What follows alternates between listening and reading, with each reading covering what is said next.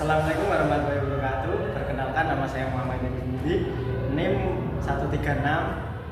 Jadi di sini saya mau mereview buku konseling dan psikoterapi Islam karyanya Pak Agus Hermawan, SPDI MA.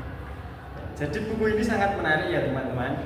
Ya, seperti buku-buku pada umumnya, di bagian awal itu ada judul, penulis, penerbit, editor, desain dan cetakan. Dan di bagian belakang ada biografi penulis serta daftar usaha. Jadi di sini saya akan mereview buku ini, tapi cuman sampai ke bab 5. Ya, jadi di bab pertama adalah pengertian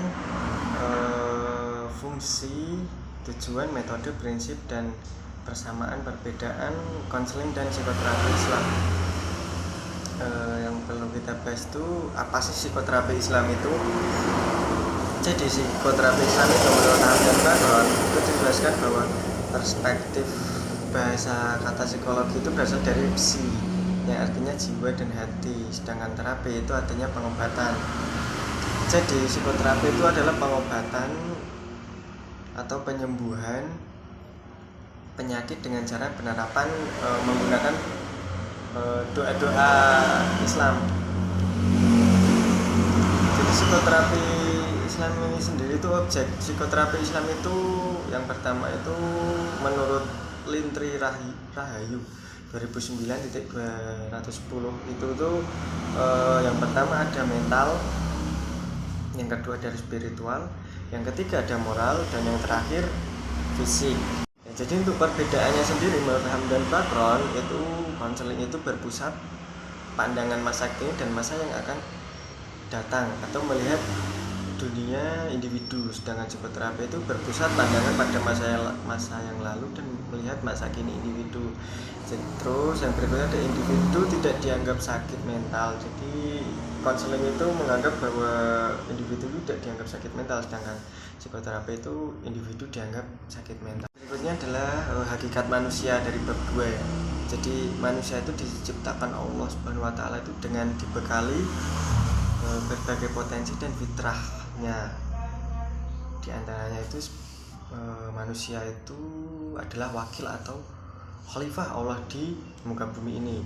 Terus ketika Allah hendak menciptakan manusia, Allah itu memberitahu para malaikatnya perihal maksudnya, mengapa engkau hendak menjadikan khalifah, terus di muka bumi yang membuat kerusakan dan menumpahkan darah, padahal itu kami senantiasa bertasbih dan memuji engkau dan mensucikan Allah Subhanahu wa taala. Yang kedua itu di antara seluruh ciptaan, manusia itu memiliki kemampuan yang paling tinggi untuk mendapatkan pengetahuan atau ilmu. Yang berikutnya adalah fitrah manusia itu sedemikian rupa sehingga manusia tahu bahwa hanya ada satu Allah Subhanahu wa taala. Kalau manusia tidak percaya dan ragu, maka hal itu abnormal dalam merupakan penyimpangan dari fitrah. Berikutnya adalah hubungan antara psikologi terapi Islam dengan ilmu psikologi lainnya. Jadi sampai saat ini itu sebagaimana ditemukan Atkinson itu terdapat 6 teknik psikoterapi yang digunakan oleh psikiater atau psikolog. Yang pertama itu adalah teknik terapi psikoanalisa.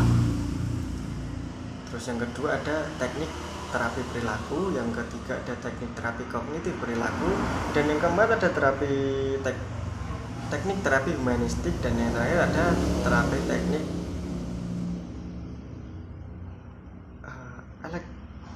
elektif atau integratif, dan yang terakhir itu ada teknik terapi kelompok dan keluarga. Dalam sehat dan sakit menurut Islam. Jadi sehat dan sakit dalam Islam itu, kesehatan itu bukan hanya sekedar kondisi fisik yang bebas dari penyakit, tetapi juga mencakup kesehatan mental dan spiritual. Jadi pengertian sehat dalam Islam itu yang pertama adalah sehat jasmani. Jadi kondisi fisik yang prima, bebas dari penyakit dan memiliki daya tahan tubuh yang kuat itu bisa dikatakan dengan sehat jasmani. Sedangkan sehat secara mental itu kondisi jiwa yang tenang, bahagia dan seimbang, bebas dari gangguan pikiran seperti stres, depresi, atau kecemasan. Yang berikutnya adalah sehat secara spiritual. Yang itu kayak seperti memiliki hubungan yang kuat dengan Allah Subhanahu wa taala, untuk menjalankan ibadah dengan khusyuk dan memiliki akhlak yang mulia. Yang terakhir adalah manajemen dan prosedur pelayanan konseling terapi Islam menurut terapi Islam. Ya, beberapa elemen penting yang mungkin terdapat dalam manajemen dan prosedur pelayanan konseling terapi Islam. Itu yang pertama adalah landasan teoritis. Jadi konseling terapi Islam itu didasarkan pada Al-Quran, Sunnah, hadis, dan pemikiran para ulama. Terus yang kedua adalah tujuan konseling.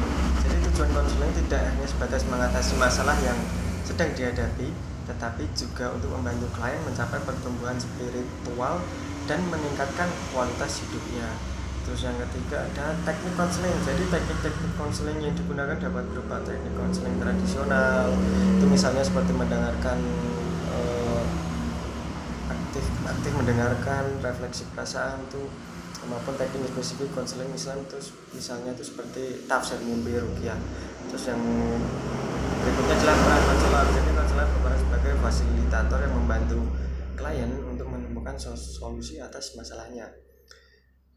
Konselor juga memiliki pengetahuan yang cukup tentang agama Islam, psikologi, dan keterampilan komunikasi. Dan yang terakhir adalah etika konseling.